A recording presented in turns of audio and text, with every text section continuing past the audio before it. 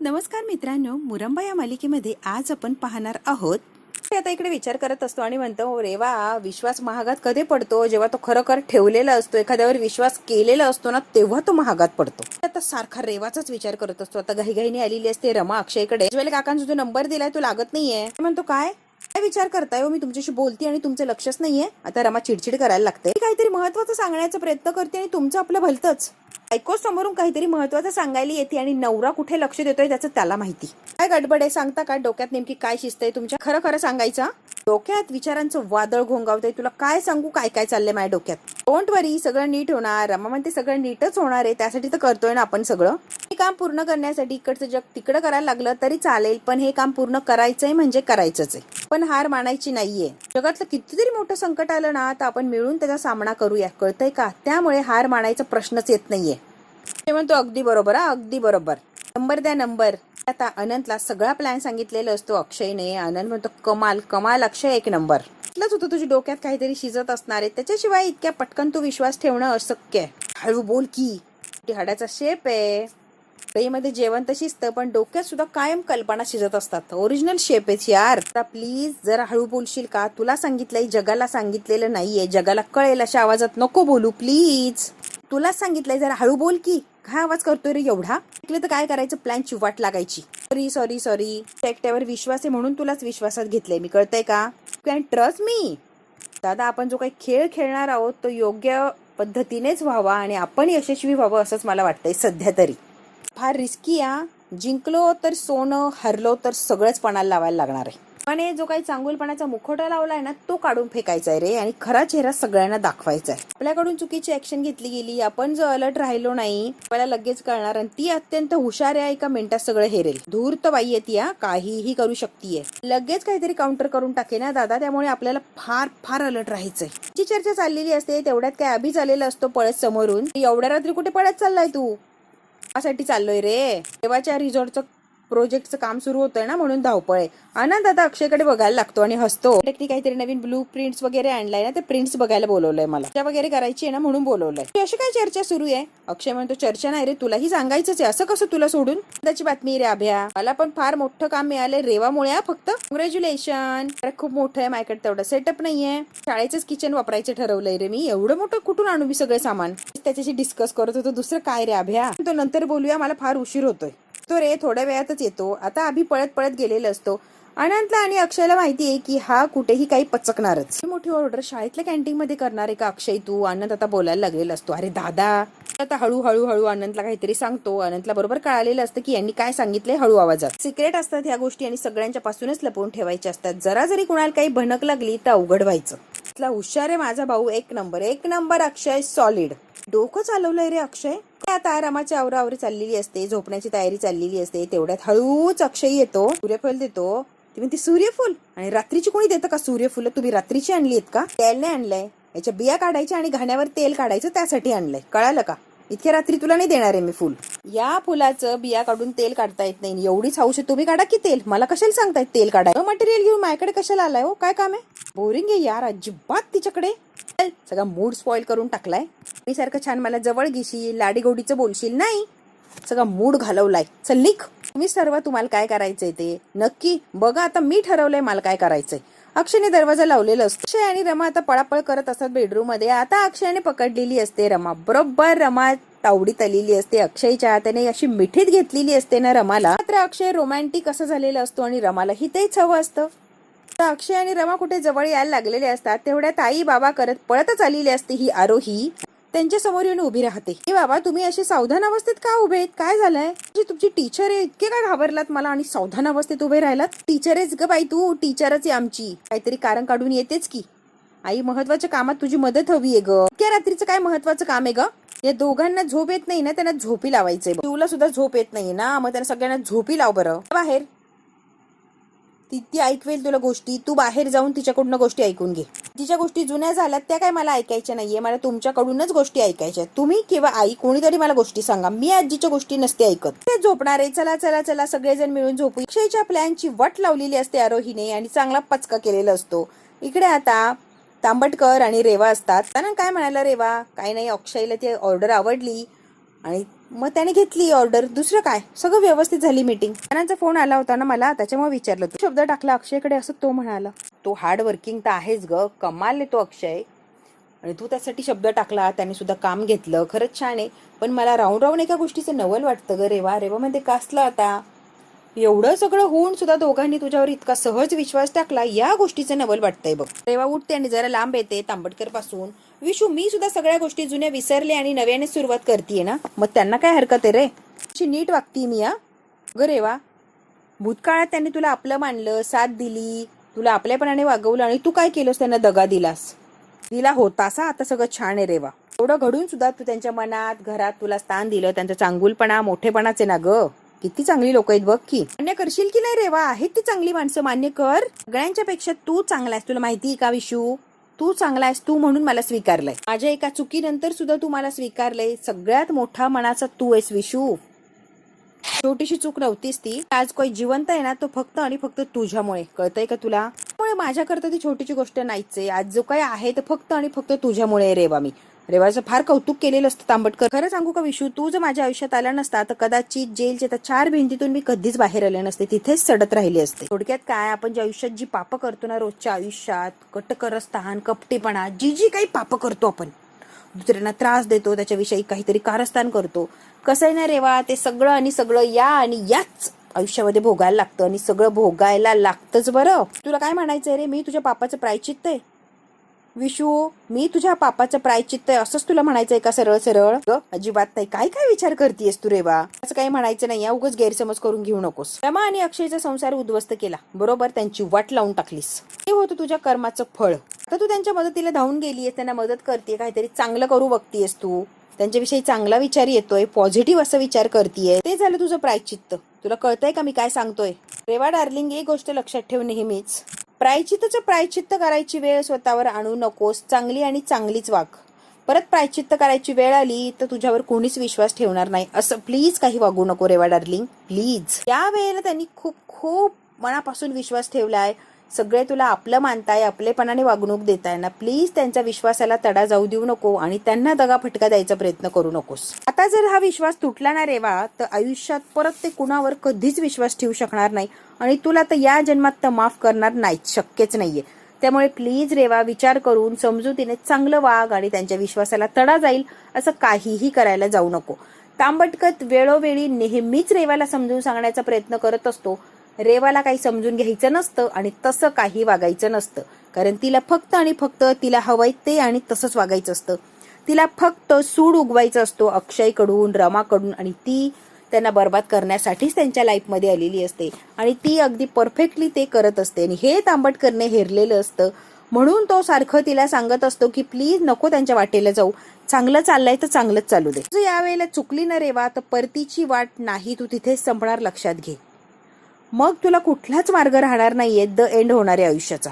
तुला काय वाटतंय, त्यांचा विश्वास मी तुटू देणार आहे का? नाही नाही ग, तसं नाही म्हणायचंय ग मला. तू माझ्या शब्दाचा, माझ्या बोलण्याचा विचार असा चुकीचा करू नकोस ना. मी चांगलं पॉझिटिव्ह तुला सांगण्याचा प्रयत्न करतोय ना, मग चुकीचा अर्थ का काढतेस रेवा तू? मुद्दाम तोडणार नाही, पण कधी कधी काय, एवढ्याशा छोट्याशा चुकीची सुद्धा खूप मोठी किंमत चुकवायला लागते आपल्याला, असं मला म्हणायचंय. तू मुद्दाम काहीच करणार नाहीये, मला माहिती आहे की, पण तुला मी आधीच अलर्ट करतोय, नको काही चूक करायला जाऊ. चांगलं वागते तर चांगलंच वाग, त्यांच्या चांगुलपणाचा गैरफायदा घेऊ नकोस, प्लीज प्लीज रेवा डार्लिंग. एवढ्याशा चुकीमुळे तो विश्वास सगळंच काही तुटू शकतं आणि धुळीस मिळू शकते, आणि प्लीज एवढ्याशा चुकीमुळे एवढं मोठं सगळं गमवायला जाऊ नको, असं मला तुला सांगायचंय रेवा डार्लिंग. प्लीज तू गैरअर्थ का घेतेस ग, आणि प्रत्येक वेळेला चुकीचाच का विचार करतेस ग? त्यामुळे जे काय करशील नीट विचार करून शांत डोक्याने करण्याचा प्रयत्न कर प्लीज. कुणाला काहीही दुखावू नकोस किंवा दगाफटका देऊ नकोस ना रेवा डार्लिंग. तुला चूक सुधारण्याची संधी मिळणार नाही आणि प्रायश्चित्त करायची सुद्धा नाही. तुझी ही शेवटची संधी आहे आणि हिचं तुला सोनं करायचंय, त्यामुळे प्लीज काहीही वेगळं करायला जाऊ नकोस.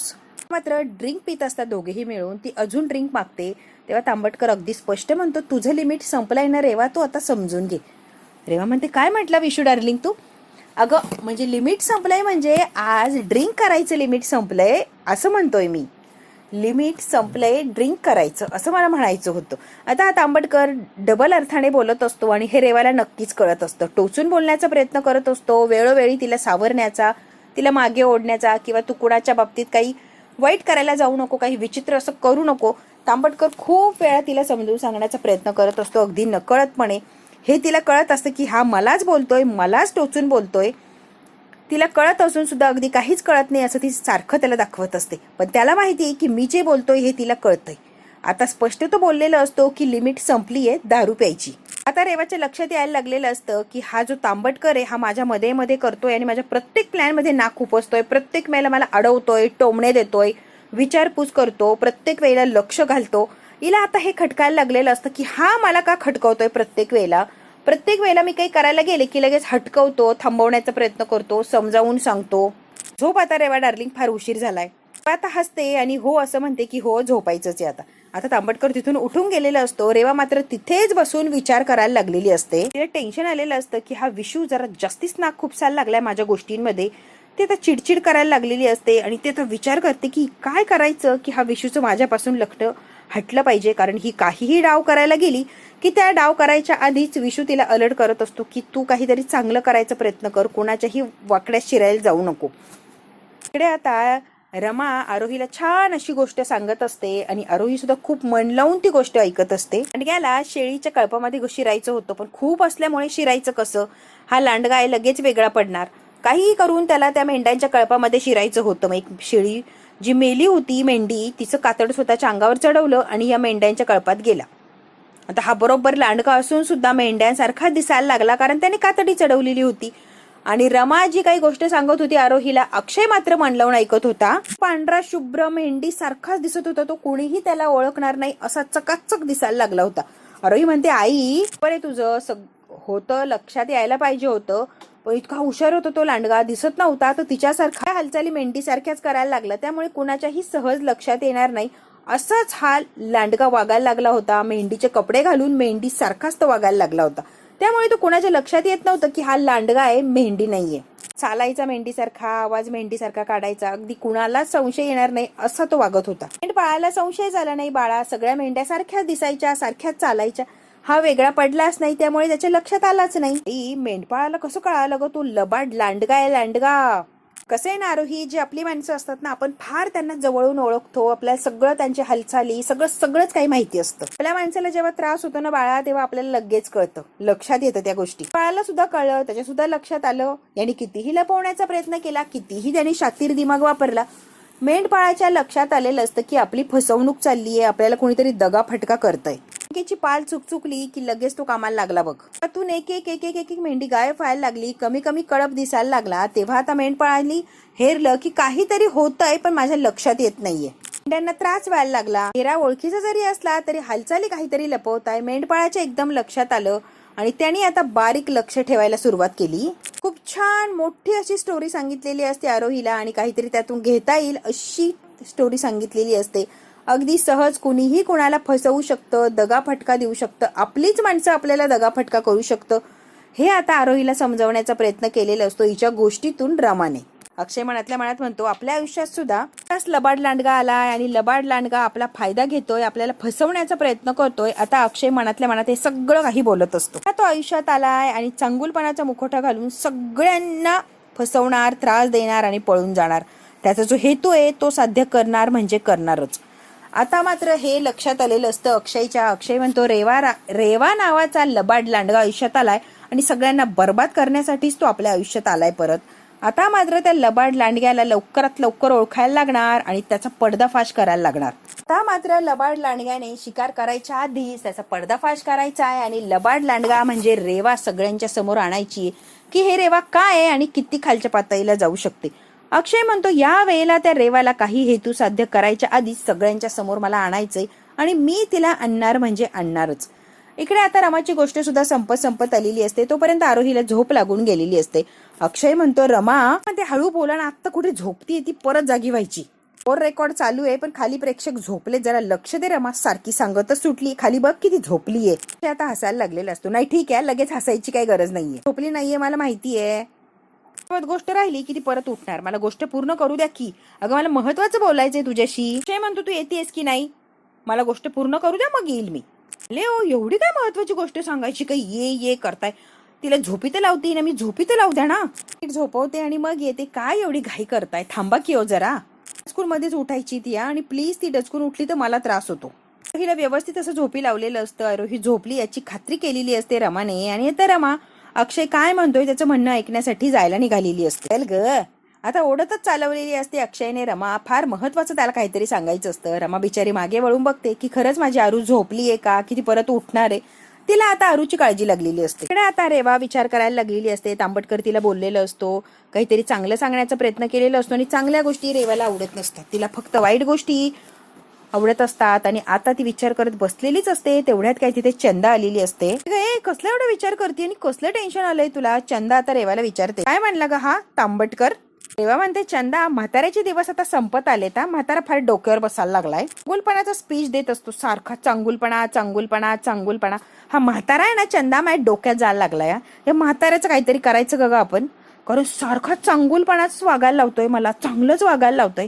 याला वागायचं तर वागू दे की, मला का शिकवतोय हा शहाणपणा. सहन होत नाहीये आणि मी सहनच करू शकत नाहीये. या म्हाताऱ्याचा काहीतरी बंदोबस्त करायला लागणार आहे चंदा. लवकरात लवकर आपल्याला काहीतरी करायला लागणार आहे. मला असं वाटतंय की त्याला डाऊट तर नसेल आला ना मी काहीतरी करायला बघतीये म्हणूनच सारखा मला चांगुलपणाच्या गोष्टी सांगायला जातोय हा म्हातारा.